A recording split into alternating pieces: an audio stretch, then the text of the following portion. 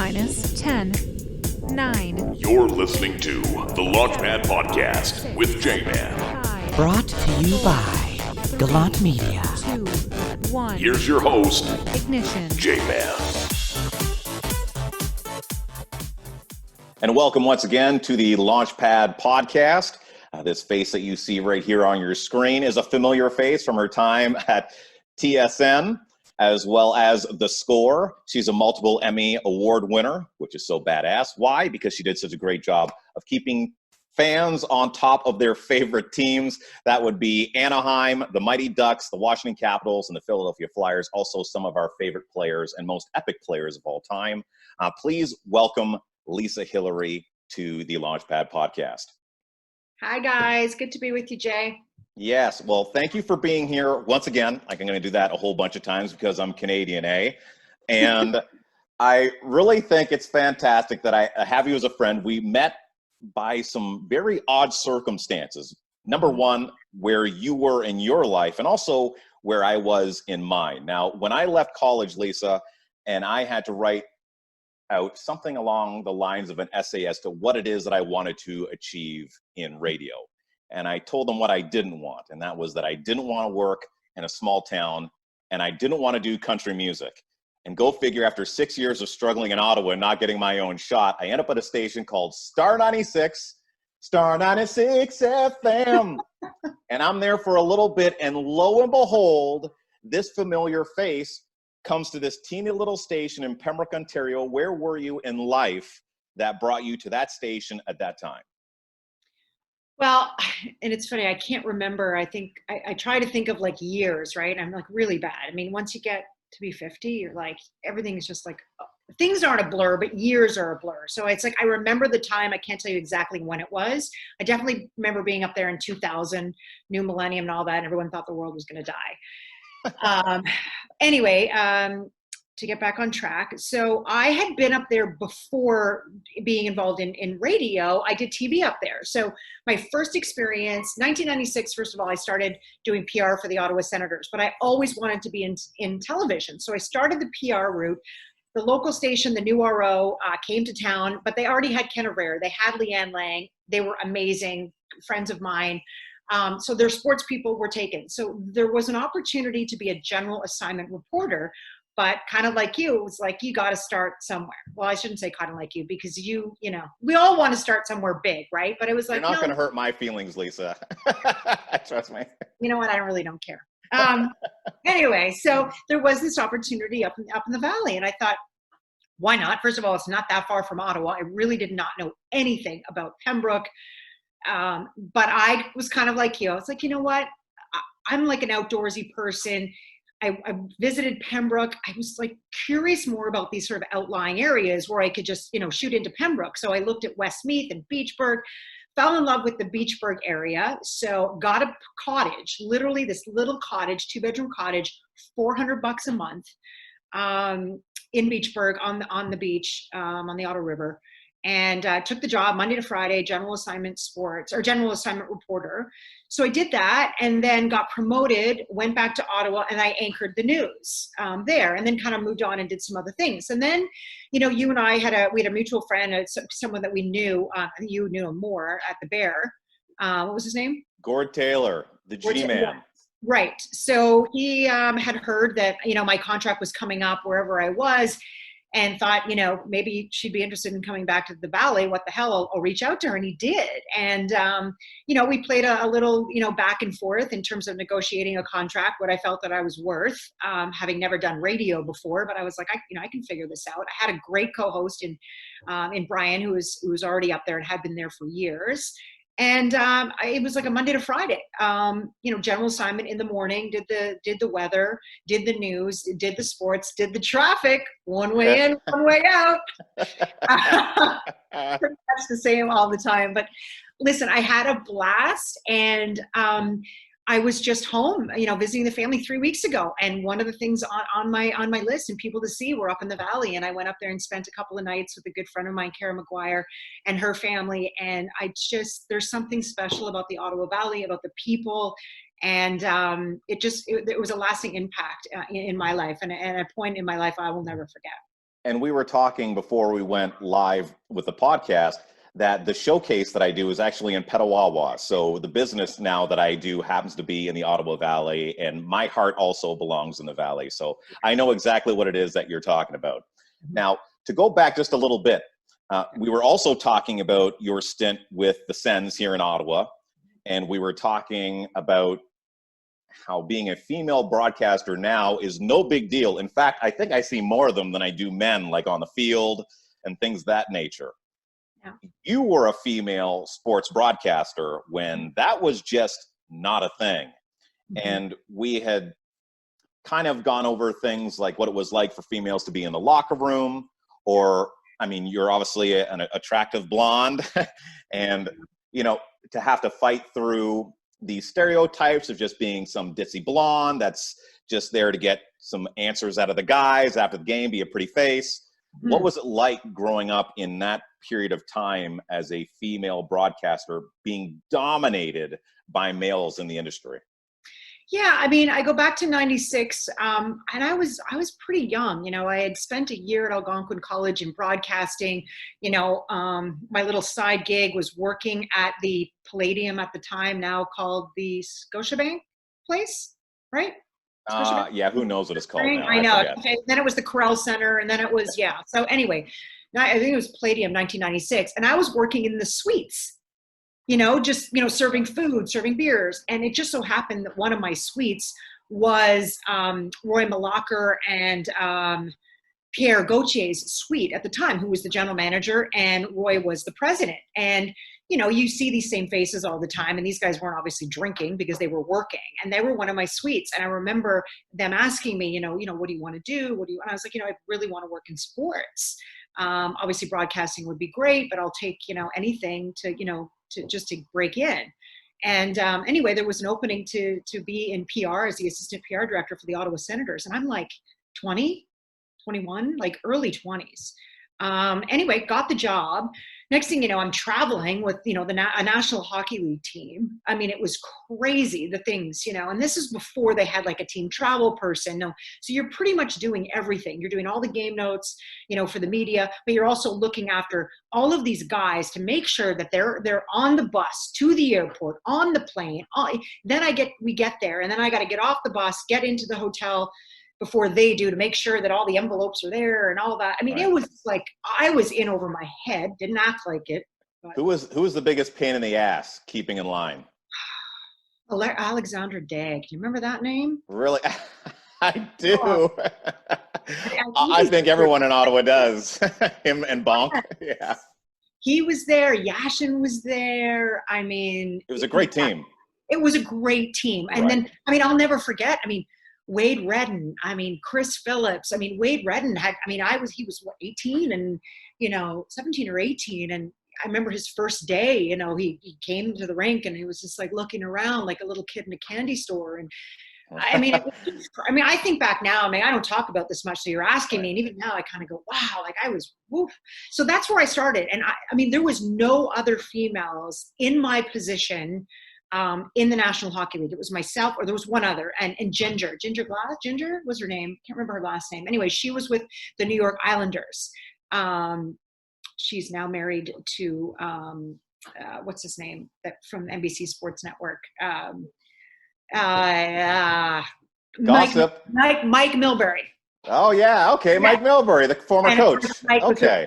Islanders. I'm not gossiping. This is, you know, it's out there. Okay. So she was with the Islanders at the time. She was doing PR. I was doing PR in Ottawa. There was no other women. Okay, so anyway, fast forward to I ended up in television, did news, then did sports, and yeah, you're right. There was I don't remember another female.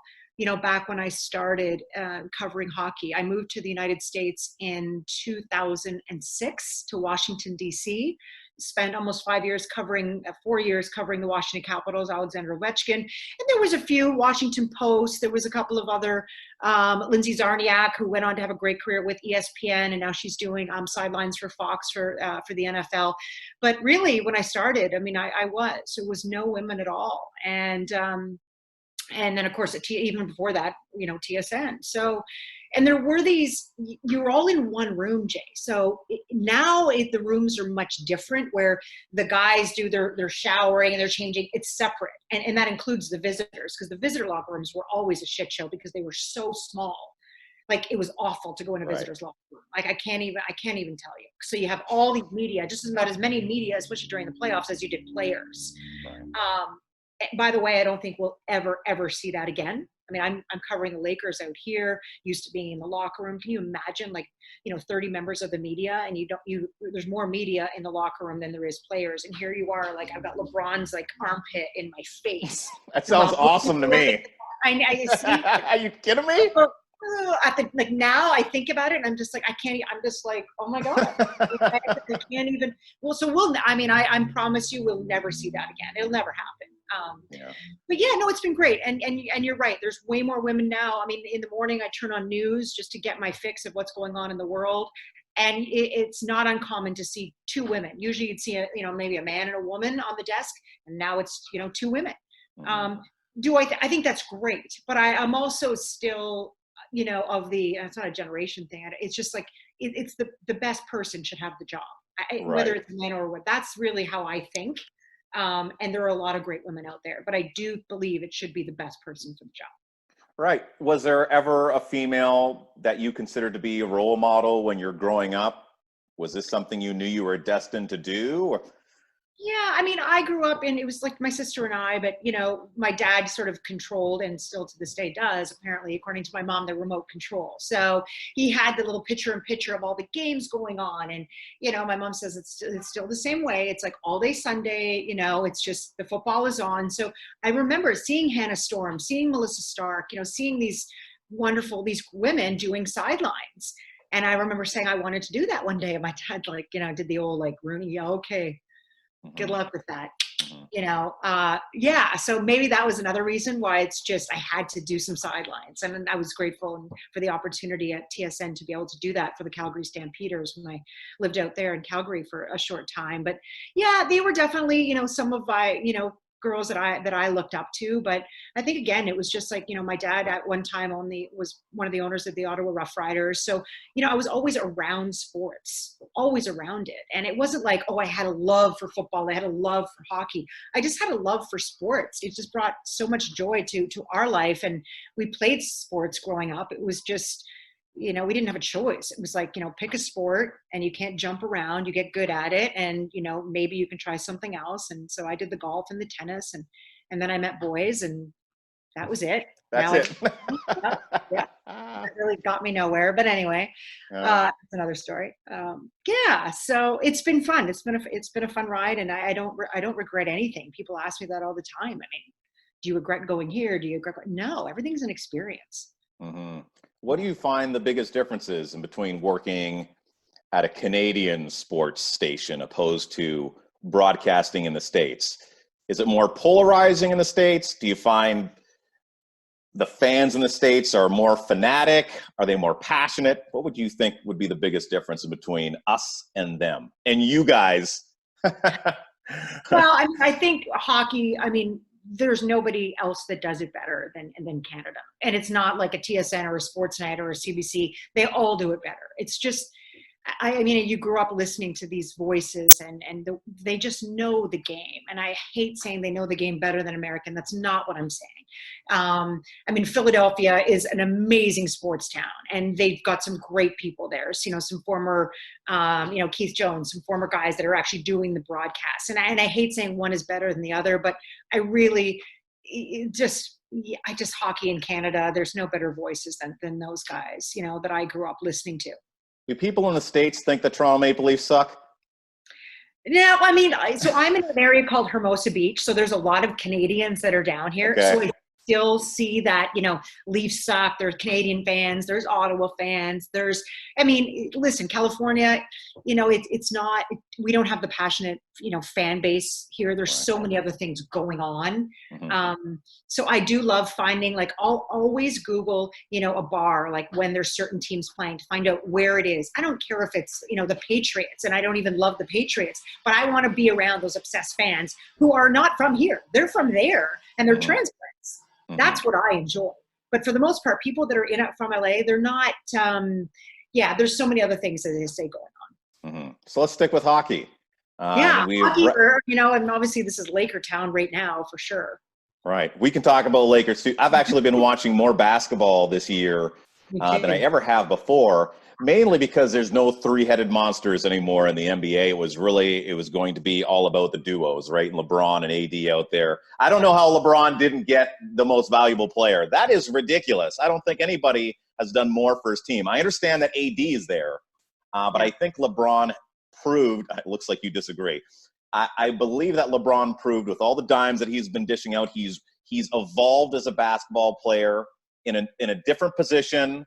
He's still putting in 20 plus a game, and he's taken LA from being a bum franchise to something fantastic. I thought the Greek Freak, he got his last year. That was great. Yeah. He has many more years to get another MVP. I thought they're going to give one to Bron in his 17th season. Are you kidding me? This guy is a dinosaur. I just want to see him tone down in other areas of his life. And I think that that's where I sort of have a problem with some of these guys. And listen, obviously I'm not young anymore and I'm not, but I also look at someone like him who's been in the league for how many years? 19? 17 years, going on 18. Years, and go 18 years, that I'm like, some of the stuff that I'm just sort of like, I don't know. I look at, again, I'm a huge Kobe fan. I just did an interview. There's a book that's coming out, Three Ring Circus, with a New York Times bestselling sports documentary guy, Jeff Pearlman, who's writing the book about this. And there were so many things about Kobe that just made him so, and I know there's a lot of Kobe haters out there, and I'm that's another story, and things that he's done that, whatever. But I think it's just the way he comes across, that it's not all about me. And, just LeBron, it's just, I don't know. Him and I went at it my first day covering the Lakers. It was just a little bit of a tit for tat. I asked him a question. He kind of went on and on and on. And he went off into this. It was about Dwayne Wade, into a direction he should not have taken the question. And I was trying to help him by kind of cutting him off, not to mention I had to be live on the air in like 60 seconds. So I had to leave the scrum that we were in. So I kind of went to just say something thinking he would just end his point. And he stared at me like darts, like he was going to kill me. And he's like, I'm not finished. I'm not finished. Said it like twice in a row. Right. And so I was like, great. So I missed my live shot. So that was awesome. And I got schooled by LeBron James, and I've never asked him another question since. I just really all these stories you're talking about the Lakers, armpits, getting pooped on by players. Like, this is all awesome. I'd like do anything to be you. Hockey does it so right, and they just, I think there's just the respect, and you wait in the locker room for a guy like LeBron, and then sometimes they decide not to talk. The other thing I have an issue with, he sits down in the stall. He doesn't stand up. You stand up, it's so much easier for all of us, but he sits. So now we're all like trying to, and that's where like I have to like crouch down and like get in there, and it's like, dude, like. Right. We're trying to do a job, and just respect that. And listen, there's a lot of media out there that twist and do things in news and sports, and I'm sure that's pissed them off along the way, and I get it. But there are some of us that are trying to do our job, and we're doing it, and we're just cut us some slack, LeBron, get your shit together, bro. Right. Get your shit together. If you're watching. But no, great player and entertaining, and the three-pointer from AD. I know this is taped, but I'm sure people know exactly what I'm talking about. The buzzer beater. Yeah, and I can't wait to watch, the next game. So it's super entertaining. I was never a basketball fan growing up. Ottawa never had a team. Vancouver did, but still, I wasn't really into it. And then when Toronto won, and then we got Kawhi here in California, I was like, right. Yes, now I'll cheer for the Clippers, just right. Because of the Kawhi, but then yeah. Well, we all know Kawhi made a mistake, and now both teams lose. Oh, yeah, well. I understand his move. A lot of people don't know that his father was from out here, and his father right. was murdered in a shooting, and I think he just always wanted to come back here, and I get that, but I also think that he didn't show any disrespect, and right. when he left, which was a good thing. He left on good terms. Look, we've had players leave on much worse terms. Vince Carter. But now we still love him. We love him. I covered that. Josh, Vince Carter. Like, yeah, now you're dating me. That's when I was at TSN in Toronto. God, yeah. I'm so old. Those teams are amazing. It's too bad, McGrady and Vince Carter couldn't stay together. I think if they did, for sure, we would have seen a championship back then. Now, we said we're going to talk about hockey, so let's try that now.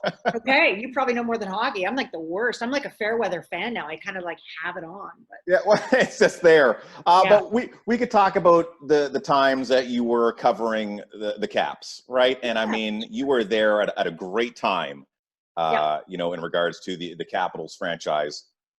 Very exciting time in hockey. European players kicking ass.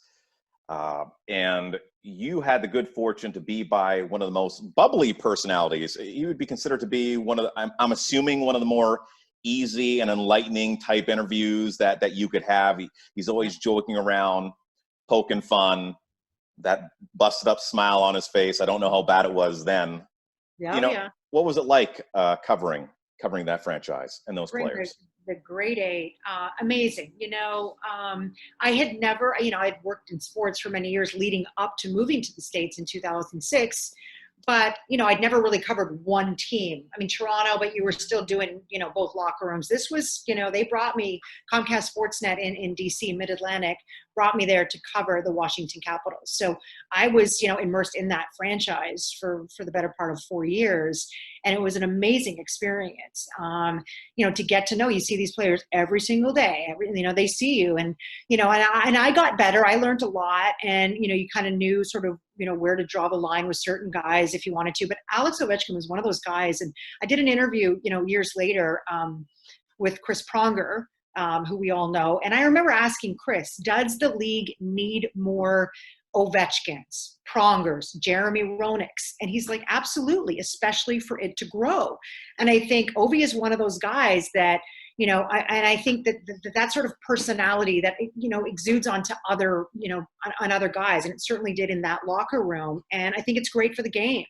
I loved him because he always would say, he gave everybody time. You know, he gave everyone who wanted an interview from what I heard anyway. I mean, from what I saw, kids would come to practice. These were open practices in Virginia. And he would sign every autograph. He never blew anyone off. And it wasn't just because he was the captain or the greatest player. That was just who he was. And, you know, I think his mother, you know, had a history of winning gold medals, you know, growing up in Russia.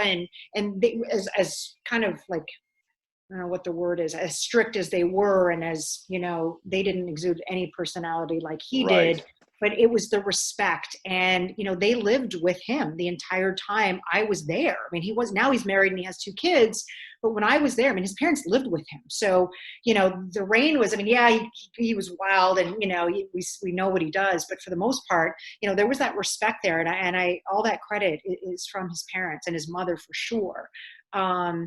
But yeah, no, just a great guy, just a great franchise. We all know Bruce Boudreau and same sort of thing. You know, he was there. Glenn Hanlon was the initial coach when I was there. And I remember he got fired on Thanksgiving. And I remember my boss saying to me, Bruce Boudreau, I said, you know, Glenn Hanlon's going to get fired. And they said, well, when do you think it's going to happen? I said, I think it's going to happen tomorrow. And they said, well, it's Thanksgiving.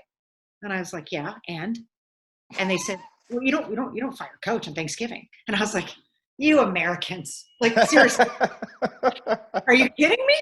They don't give a flying you-know-what that it's Thanksgiving. Like, no, this is business. Yeah. Anyway, sure enough, I get the call, fired. Bruce Boudreau comes in, and he was fun. I mean, we all know what he did. What's the show that they had on television where they followed them around and, you know, eating the chicken wings, barbecue sauce all over his face. And yeah, hot wings. Just, yeah, you're right. And anyway, it was great times. And then I went on to Philadelphia, which I remember getting the call and like, are you interested? Staying with the same company. Mm-hmm.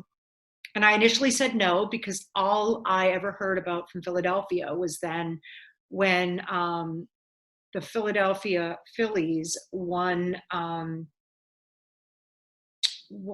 they were going to have their, what was it? Their parade was going to be in the wintertime, and they did. And everyone threw snowballs, and you can look this up, at Santa Claus in Philadelphia. Wow. So I remember thinking, why would I want to go to Philadelphia? They throw snowballs at Santa Claus. Like, I just heard all these like negative, you know. So I said no. And I remember weeks later, somebody saying to me, you're crazy. Philadelphia's a great city, not as expensive as DC. And so I made it about money and said, this is what I need. And they were like, sure. And I was like, wait, what? Oh God, I didn't think you'd say yes. And they did. And again, another 4 years in Philly, and amazing, great experience. Totally different from DC, very different cities, and one a huge sports town, one not so much, obviously one a government town, one not, but yeah, it's good times. And what was the highlight in Philly? Who was the player that made you feel at home the most? I mean, just the group of them. I mean, some kind of came and went. I mean, Pronger, I was super lucky to be in his, inner circle, if you will. I had that respect with him, but I could also, some of these guys, you better be on your game. I mean, Chris, I remember, and you're all your peers are around you from, different networks and, some of the best writers in the world. And you're in a locker room and you say to Chris Pronger, and Bill Belichick in football, I heard was very much like this. If you say to Chris Pronger, hey, Chris, the power play wasn't so good tonight. And he'd look at you and say, really? What was it, Lisa? So you better know that it was 2 for 5.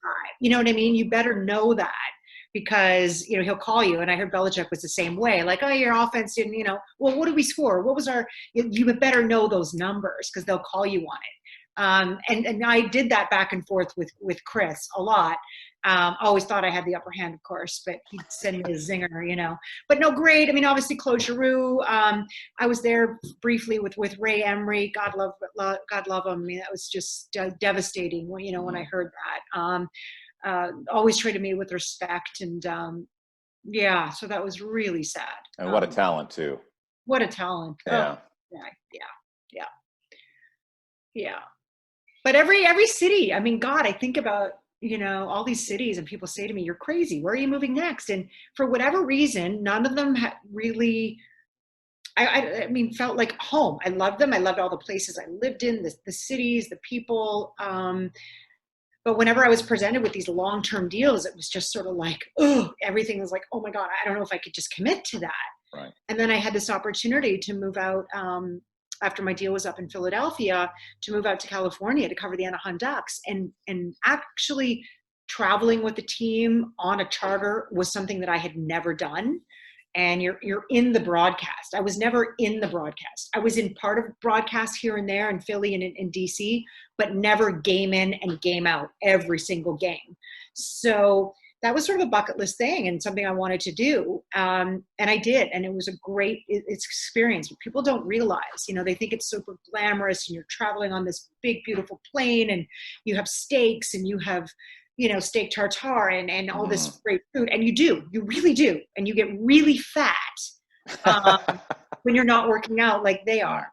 But it's grueling. I mean, you get back, John Wayne Airport in Anaheim, in Orange County, has a curfew of 9 o'clock. So we weren't allowed to fly back in there.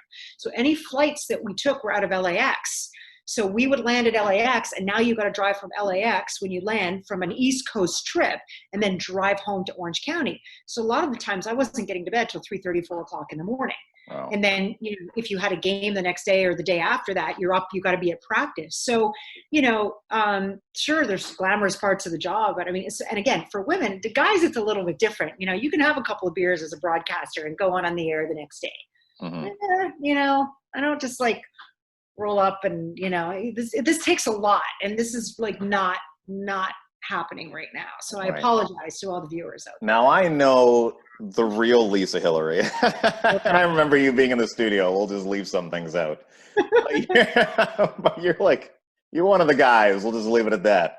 If my mother hears you say this, I'm in trouble. Really? Okay. Well, we'll just stop there.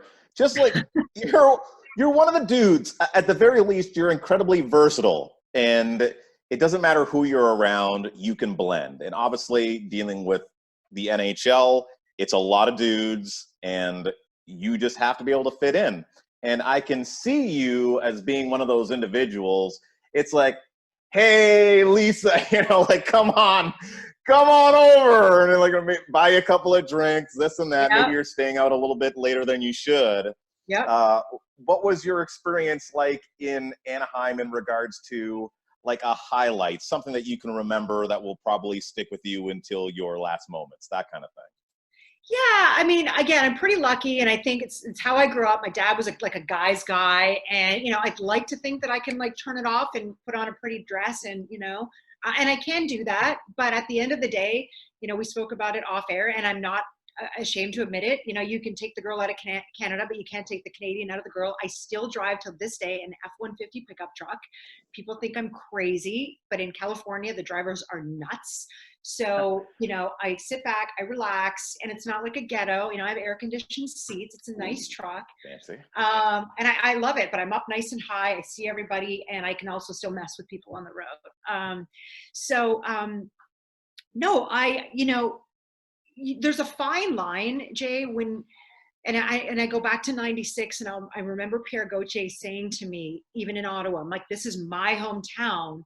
If I walked into even a restaurant, even if I was with my family, my friends, if I walked into a restaurant or a bar and one of our players, because of course I was being paid by the Ottawa Senators, so I was not on television, but he said, I was doing assistant PR. He said, if one of our players is in there, you have to leave.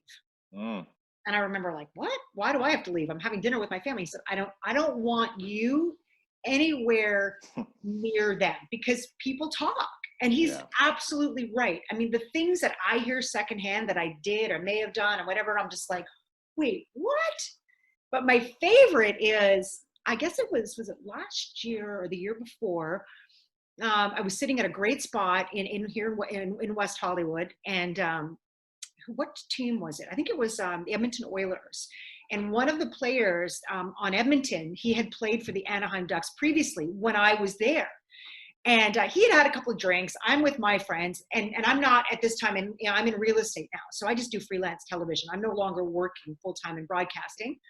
Anyway, he comes up and he's like, "Hey, Lisa, good to see you." And he's like, "How can I sit down?" I said, "Sure. Why not? This is my friend." And I introduced him, and and I'm like I'm old enough to be this guy's mother, by the way. And he says to me, I got to tell you something. And he said, it might hurt your feelings. And I'm like, no, nothing hurts my feelings. Trust me. What is it? What do you got? He said, I have to tell you that the entire team in Anaheim, coaching staff, medical, dental, all that, we all thought that you were a lesbian. And I said, okay, why was that? He said, because you never hit on any of us. So it wasn't because I wasn't married. It wasn't because I didn't have a boyfriend, which I did at the time, but I never talked about my personal life. Right. But it was because I never hit on any of them.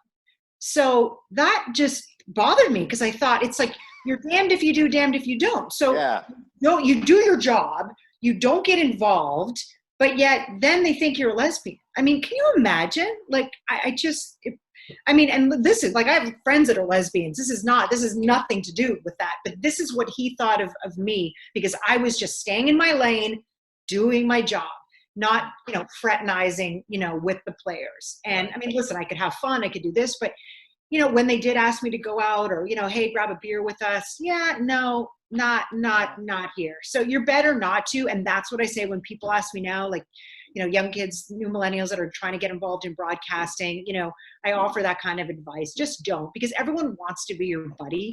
And there are some genuine people out there, but there's other people on the outside that look at that and it doesn't, unfortunately, that's where women, we get a bad rap, because you can't be friendly to somebody without thinking that maybe you're overstepping.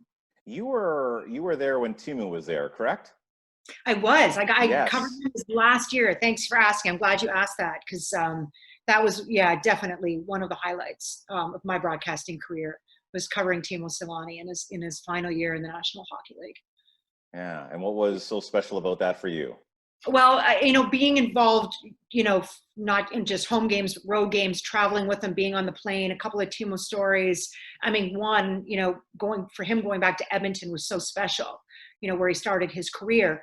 And we talked about Alex Ovechkin signing every autograph. I mean, can you imagine the following that this guy had, especially in Winnipeg, when all they have is, is their Blue Bombers and their hockey, the Jets, so at the time. So this guy would stand outside, the bus is waiting to go to the airport, we've got a flight to catch, and this guy, it's 40 below zero, snowing, and he's signing every damn autograph.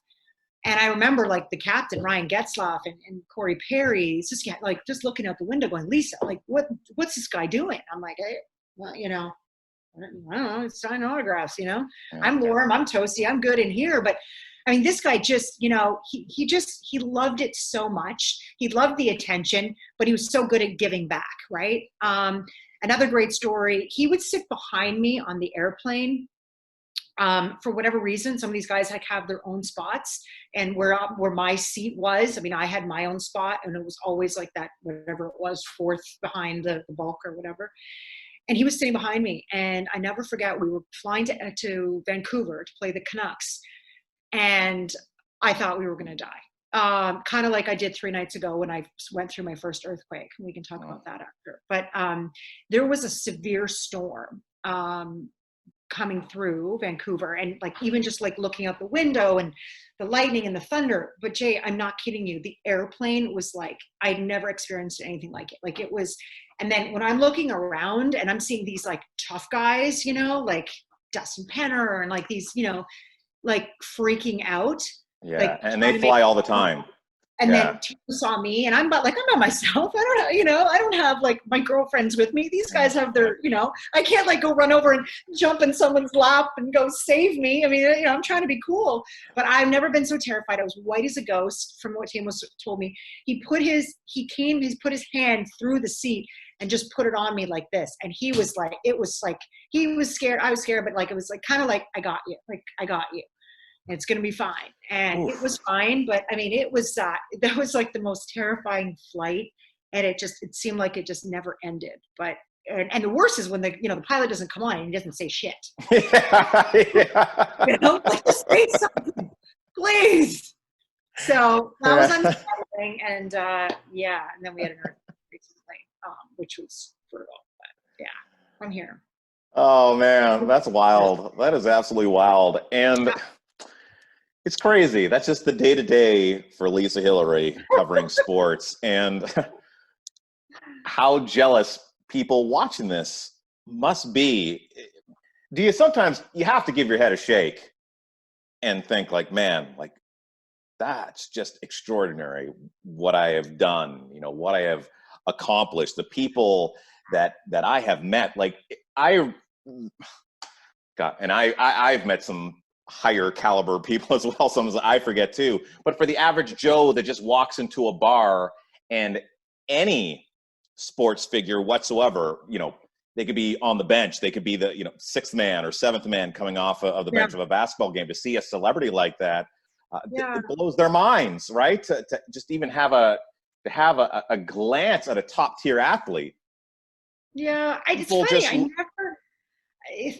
They do, and you're right. And people ask me about it, and I think I was so, and I'm mad at myself for this, but I was always just so in the moment that I really never, until now, I step back, I never kept copies of anything. Like, you know, I never, it was like later on after I left stations, I'd call an editor and go, hey, can you put me together a reel? And it wasn't for like sending it to other stations. It was just for me to have these like special moments with athletes like Chris Pronger, Jaromir Jagr. I mean, I sat down with him for 2 hours when he came back into the league. I mean, the stories he told me, like, I mean, blew me away. Ilya Bryzgalov, and I mean, just craziness. So and the other thing too, like going back to Pembroke, I mean, you and I lived, I mean, this is a military town. The things that I don't know about you, that I saw, I mean, I remember getting up at like 3 o'clock in the morning for an assignment and going out with these guys on exercises. I wore the full military garb and, you know, had the gun and had that, like, I think back now and I'm like, that was crazy. Like, that was so crazy. And I have no copies of any of that stuff. And it bothers me because, I mean, I have the memories, but it just would have been so cool had I had any children. I have a niece, but to show the stories too. But all of those things are great. And I've always been so in the moment. You just keep going.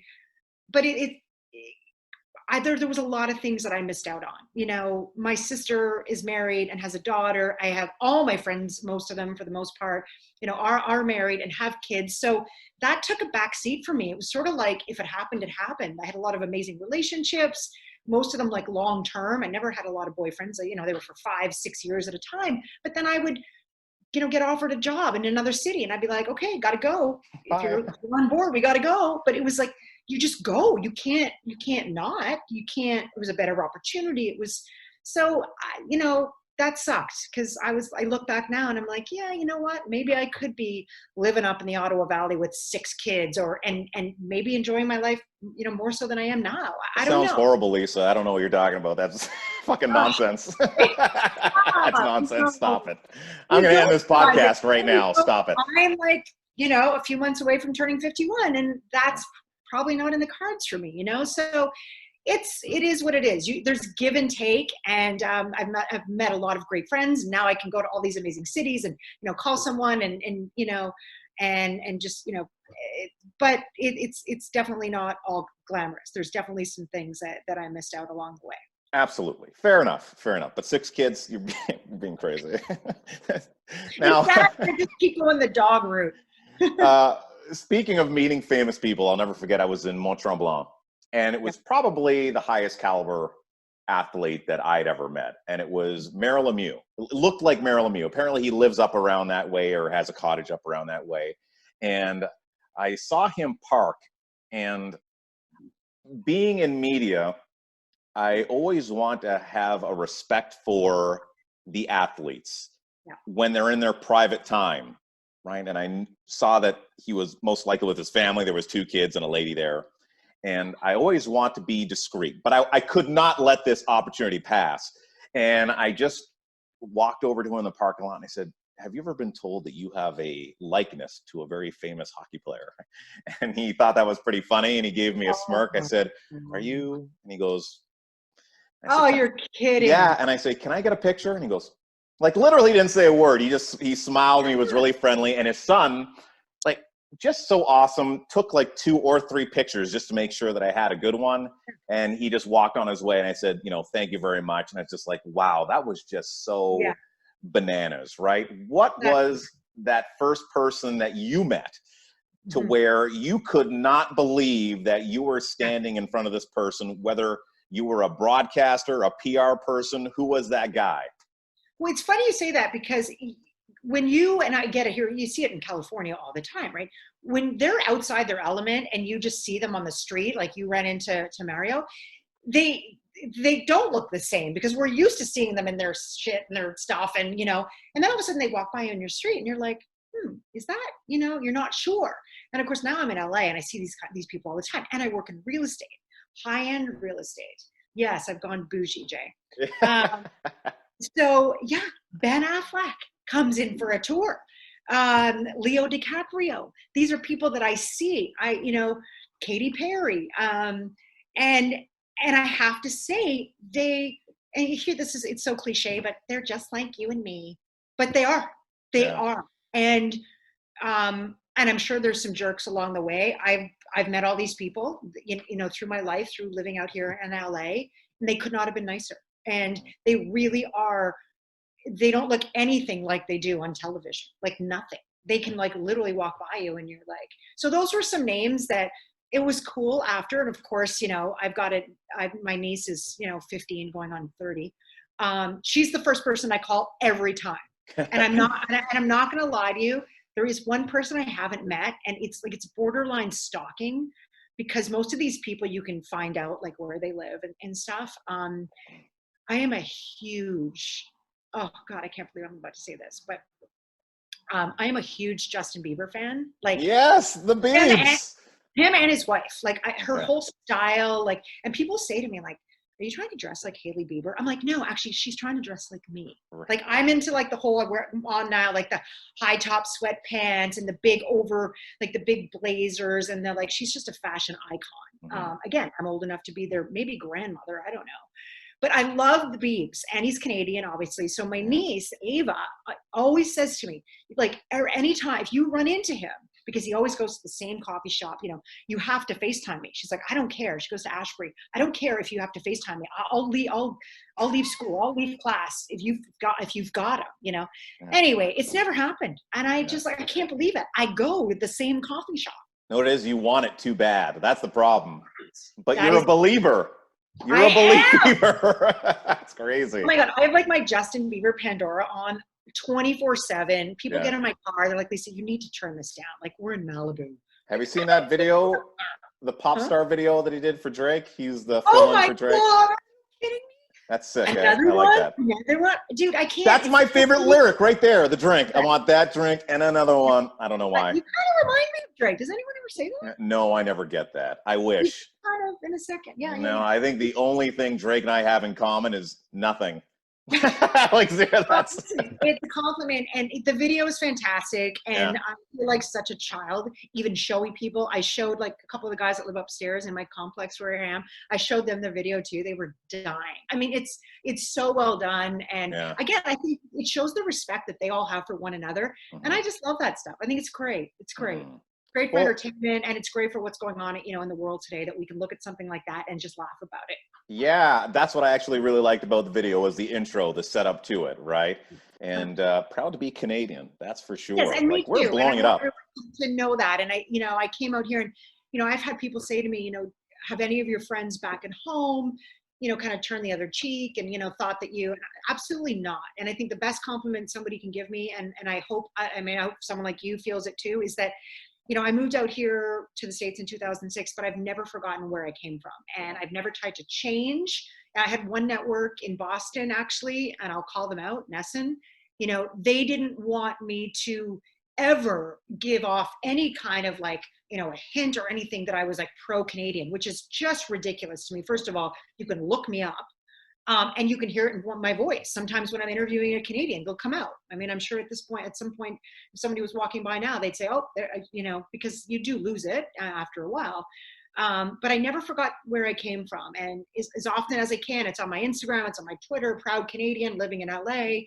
I just, I'm a green card holder. I haven't even thought about, becoming a citizen and getting dual citizen. Obviously I could vote. God knows what that would do at this point. I vote, but I haven't even thought about it. I don't really know what the advantage, would be, to be honest. So, I would never rule out going back home either, but I try and get back as often as I can. Obviously my family's there, and it's far away, but they come visit and they get it too. We've got the best of both worlds. I can, go back, and I miss the fall. I miss, there's part of the winter that I miss, especially at Christmas. It just doesn't feel like that, obviously, out here in California, but it's good living if you've been out here. I'm not going to complain.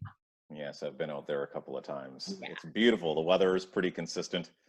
It's known for not having the humidity, but the heat. Is that how it kind of works out there? Yeah, it is. And unfortunately, with everything going on in the world, especially the fires that aren't, they're far, but we get this stuff that comes down here. And even my cushions outside were full of the soot and you're breathing it in, and, so you've got everything closed. And, again, it's not all that glamorous. It's not what you see. It's not all Hollywood. It's not all red carpet. I mean, devastation is all around us. So, obviously our hearts and prayers go to all of those people. And, you and I are lucky that, we're still be able to work and get up every day, and we're healthy, and knock on wood that, it stays that way.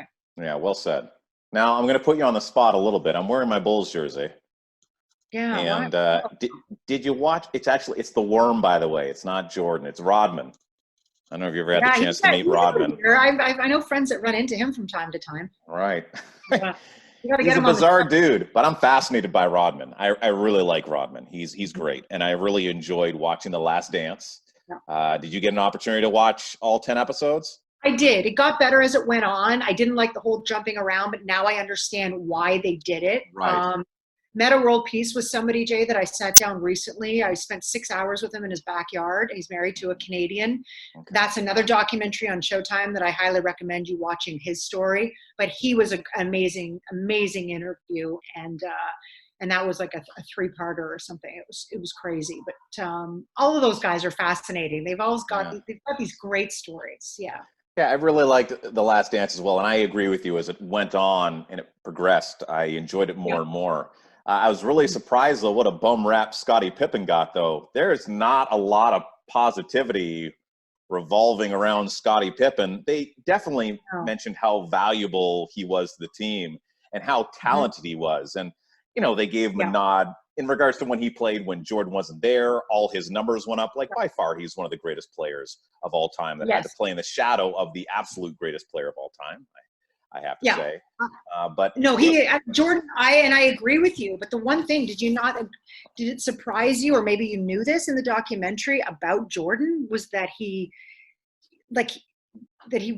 was a bit of a dick. Did you feel like because he was the best and the best, he could act like that? Like, he was mean. There were parts where, like, I get you don't like your general manager, but he was outright mean to Jerry. I thought it was. You know what I think part of it is, though, too, is that we're looking at it through our eyes at 51 and 43, and Jordan I believe he's 50. He may have just turned 50. Yeah. He was old enough to know to act better, but he was also a young man. This guy, since he was 20 years old, he's been wealthy. He's been on top of his game. He's on top of the world. He doesn't even play anymore, and I don't think he gets any less attention. It's still Jordan is the greatest of all time. As long as there's a basketball player to play in the NBA, he will always be compared to Jordan. So yes, I think he was an asshole. I don't think that he was a very kind individual. No, but it was that type of attitude, and it was that type of ego that he need to have to win. Yeah. Would you trade in that ego to walk away with half the championships, or would you stay an asshole if you could do it all over again and win 6 and be known as the greatest of all time? Yeah, and he was on camera the entire time, so he was playing it up for sure. But I remember Horace Grant, I don't know if you knew this, but after, he kind of came after this whole thing aired and was like, yeah, that's not exactly how it went. Right. So, you never really know. You're selling a documentary. Netflix is doing this thing, and, they also want everyone to play it up, right? Yes. So, but it was fascinating to watch. I'm a huge documentary. But going back to that, so you greatest player, but where does Kobe rank for you? Oh, see, this is where I'm curious. I don't have. Yeah, again, I know. All the arrogance is there. Kobe had it too, but there was something about Kobe that and again, I only found this out long after. Right. Kobe was a mentality. I think that's what we're finding out about him, after the fact. Like a little bit of an enigma. He was most definitely an exceptional talent. Mm-hmm. But when I think of Kobe, I think of someone that tried to be like Jordan. Right? When I look at a LeBron, I can't compare LeBron to anybody as far as a basketball player. That guy is just a unique phenomenon. And I wouldn't compare him to Jordan either. I have Jordan up here by a lot. Yeah. I think second is let's just keep it guards, just to keep it simple. Then I'll throw in LeBron James. Mm-hmm. And, he has the same longevity as a Kobe. He has the same scoring ability as a Jordan to a degree, as well as he has great court vision. He can pass out the dimes. Kobe, as great as he was, I attribute a lot of his success to how long he played. Yeah. And of course he has the rings, but he would be a 3. That would be my 1, 2, 3 as far as guards are concerned. I think it's sad that, he had to die in order for us to really see what kind of a human being he was. Mm-hmm. Because I think it's what I respect about him is, and how we'll always remember him is obviously the great player, but really what a great person he was. And so many of these things that we're finding out, we didn't know because he didn't tell everyone. Yeah. He did his thing, and he volunteered and he made hospital visits. He did all these things for people that we didn't know about, to women's basketball. And so that's what I kind of love, and that's what I wish LeBron did a little bit more of, is just the less, just filter some of this stuff that he does. Yeah, but again, not everyone, and that's what makes the world a wonderful place, right? Because everyone is super different. And Kobe grew up, he started in Italy. I mean, he lived in Italy. I think he spoke like 8 or 9 languages. I mean, the guy he was a brilliant guy. I mean, he had all the tools. He didn't grow up. He had things when he grew up. He was very lucky. I mean, he wasn't poor, Yeah, I see with Kobe, if there was one of the 3 that I would want to meet, I would want to meet Kobe. He's the most fascinating to me. Me too. Of course, Jordan was the one with the most hype, and today know, LeBron is just the guy. Yeah. LeBron is a little bit too caught up in being the best. He's too caught up in his own legacy. That's my only beef with LeBron.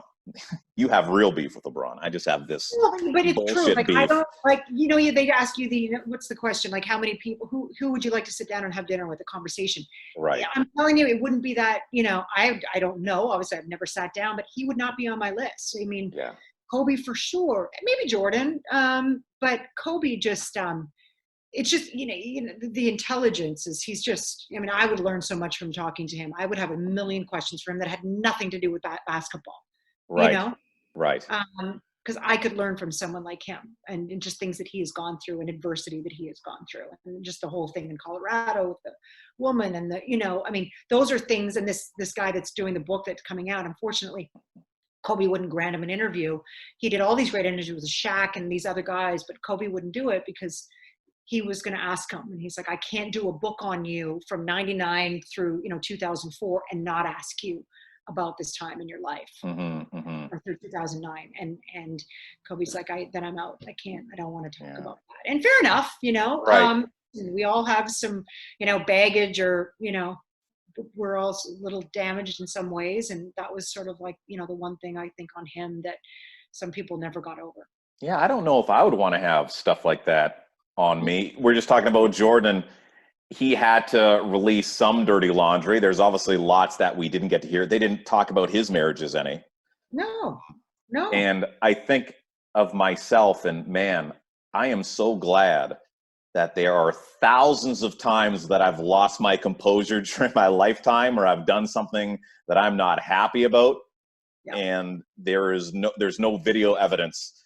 I'd hate for some people to even hear some of the things that I've said during my life. So for these guys to be public figures and have to face the scrutiny that they do, it's almost like a side job to the sport that they're playing. I can only imagine. And some of them bring it on themselves, obviously. You know, you get to paint your own picture. And, you choose how you react and what you decide to share with the world. And, you know, there's some people that get it a little bit more than others. And, you know, outside of Kobe's, you know, the personal problems, it's obvious that he's one of those individuals that was really focused on trying to do more good in the world than he was trying to create any type of harm. Now, Lisa, this has been a fascinating chat. It's like been drinking through a fire hose, like, oh, sports. And there's something that I didn't the know only about thing you. missing is a. Yeah, and your Emmy. Where do you keep those? Do you want me to go get them? Yeah, go get them. Come on. Yeah, I'm surprised you didn't have them all in the background. Oh, they're just keep them back there. That's so funny because no, I don't. And I actually sent one of them. I have two, and I sent one home to Canada, and my mom sent it back after, like, I don't know, a year or something. She's like, you need to put these out. I'm like, no, I really don't. Yeah. So right now I did take them out of the closet about 6 months ago, only because I got a new dresser and I have all these books and I had nowhere to put them. So they're actually bookends in my room right now. Oh, that's interesting. And it's so funny because last night I was watching the Emmys and I sent this photo, I don't know if you can see it, to my family. They're like, my two Emmys are here, and then I'm watching the Emmys. So I kind of thought it was funny. But I would never post such a thing. Right. But anyway, it's one of those things that I got, and I don't think back and go, wow, that was cool. I just did good work, I guess, and was rewarded for it, and it was awesome. But then you just kind of keep going. And I guess maybe now I reflect back on those things because I'm not in television full time anymore. And I'm like, okay, that was cool. That was cool. Yeah, you've done a lot of cool things, and you've influenced a lot of people's lives. I mean, people's sports are important to them, and, you know, you're a face that someone would see multiple times every week, right? You're almost a show of your own. It's an amazing, the impact that as media personalities you can have on other individuals. And it doesn't mean that everybody that watches it is like, oh my God, Lisa Hillary, the best, but there's people out there that most definitely, especially with your personality, I can speak to you opposed to speaking about other broadcasters, etc. But there's a personality that you exude, and there's a kindness, and you have a very genuine nature that obviously has stood the test of time, that I'm sure continues to serve you well today, and that people remember. Even the name, like Lisa Hillary, no one's going to forget that name. You are a TV legend. You're a TV sports legend, and you accomplished so much. And you're incredibly humble. But to honestly have you here on the Launchpad and have a conversation with me, and to be able to call you a friend, even though we don't see each other as much as we should. I think it was six years ago I was in LA. I think I was, no, Houston. No, we were in Houston, Texas. Let's not talk about that moment. Okay, let's not talk about that. But yes, I think it's just so fascinating. On the Hillary Road tour. Now, here's something I did not know about you, and I was fascinated when I read it, is that you played on the Quebec Provincial Junior Golf Team at the age of 13. And has this been beaten, but you are the youngest female to ever win at that level under 18? You know whether or not this stands or not. You still the record holder? Yeah, I might still. I was 13. Going to be 14, and it was a playoff with an 18-year-old at Richelieu in Quebec, and I won, and it was crazy. Like, again, like things that I just, but yeah, I played a lot of golf, and as I said earlier, this is the story my dad tells. She met boys, and that was it. Mm-hmm. You play when you're really, really young, and you just like it's all you do, and then you don't do anything else, and you don't meet other. So then I started playing other sports, started playing some tennis, and I actually just recently spent way too much money and got some new equipment, and they're still sitting in the back of my truck. I think I hit balls once. How good is your golf game?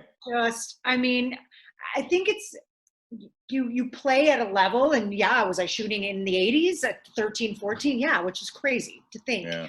Now I go out now at 50 and I want to shoot in the 80s. Yeah.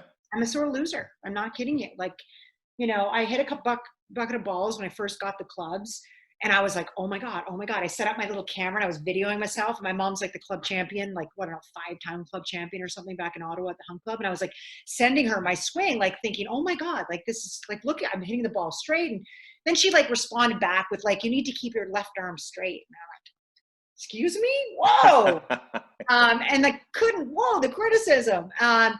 But I just, I need to get back out there. I don't have time. I mean, it's like 5 hours to play a round of golf. And with COVID out here, when golf courses started to open again, I mean, people were getting out there. They were camping out there like till 4 o'clock in the morning, waiting for the course to open. So, and I don't want to play with anyone else. No, I want to master my game on my own before I go out and play with these people like you who think I was good.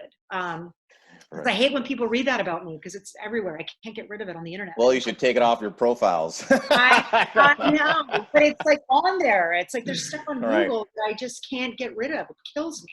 So let's finish with this, Lisa. Oh, go ahead. You were going to say something else. No, don't let me cut that's one of them. I just, you want to be able to like just go out as if you've never played golf before and then just wow them as if, oh my God. Make some money. There you go. Yeah, playing with Leonardo and the boys. So being a female broadcaster when that just wasn't the thing, working in PR when you're one of two that were doing it in the league, to setting yourself apart from other people in the industry, winning Emmys, all that kind of stuff. What would be the one piece of advice that you would give people in regards to following their dreams? And if you want to make this specific to like a young lady out there that's thinking about maybe being a trailblazer in an industry that hasn't really taken off yet, or just to any professional dreamer in general, what would you offer as a piece of advice for them? Well, I'm mentoring a couple now. One currently, she's in Kansas City, and there's a guy in Toronto that will call me for advice. So it's really, it doesn't matter, guy or girl. And I think that broadcasting in general has really evolved and changed over the years. And like back in the day, you had to be able to shoot, edit. I mean, we would carry. Remember the new RO? You'd have to carry the camera on. So. Now it's like, even at the local level, it blows me away how spoiled I am at CBS that they write everything. You just have to seriously show up. And honestly, if you wanted to, just read off the teleprompter and you don't have to do anything, which blows me away because that's not, normally you have to, tweak a few things and you do. So I was really spoiled, and that doesn't happen. So I was like super lucky to have these great, producers and APs and PAs, production assistants around me to help make me better. But nowadays, and that's, that's not normal. But with these kids now that are calling me, they're starting off making 20 some thousand a year, 30,000 a year, tops in in a decent market. And I'm like, what? Like when I started in 96 doing PR for the Senators, I was in the 40s. That was my first job. They're paying these kids 20s. And they're like, so I'm not saying get out of it while you can. I'm just saying learn other things while you're there. Don't come out of college and go, I want to be on air. It's never going to happen. Like, just don't think that way. Get into a station doing a PA. I even applied. I'm working in real estate. I even applied because I'm fascinated by television. I'm actually fascinated more about what goes on behind the scenes than I am on camera. For me, I never cared about being on camera. I had like co-anchors that would say to me, why does she have one more on camera in this block than I do? Like, have it. I don't care. You can have all on cameras. To me, I loved highlights and that kind of thing, So that's what I tell these guys. Don't learn about how to write a highlight and all of those things before you learn how to be a presenter. Figure it all out. Learn how to shoot, learn how to edit, because you know what? A lot of that's coming back now. And anything you can do online. You see a lot of these networks now, the broadcasters are also writing stories for their website. It's not like just web writers, just on camera. They're doing both. So it's a grind, but if you love what you do, you should never have to work a day in your life, right? Right. And, I'm so lucky that, I have been blessed to work with some really good people. But as we've seen in the last couple of months, the emails that I'm getting, the layoffs, 13 layoffs with really good friends of mine in Washington, D.C., let them all go. And then in San Francisco, my friend Kelly, who's been covering the San Francisco Giants, she covered the Washington Redskins for the better part of 7 years. Her contract's up. So you've got to reinvent yourself. I was lucky. I got out of it on my terms. I had a long-term contract in Boston. I decided it was enough for me 8 months in. I broke the contract. So because I had this real estate thing kind of lined up, but you have to be able to evolve. People aren't, I hate to say it, and that's the one thing with women is you don't see a lot of 50-some-year-olds, especially in sports, on television. Hannah Storm, God love her. I was watching her this morning on SportsCenter, ESPN. She's one of the lucky ones, but there's not that many, especially when they can go out and get a girl or a guy and pay them 20 or 30. Right. So, you're super lucky, but I always say never pigeonhole yourself into one thing, and especially even one career. The more you can do, the better. And it's not about going to school and getting educated. Just figure it out. Get out, talk in the community. I'm by myself. I'll go to a pub and sit at a bar and start talking to someone. The next thing you know, 6 months from now, the guy's like some big wig in the entertainment business and, offering me a job. And I get that a lot, and it's awesome. But it's, just talk to people and make connections. It's all about connections, no matter where you live. Did everyone have their pad open for that?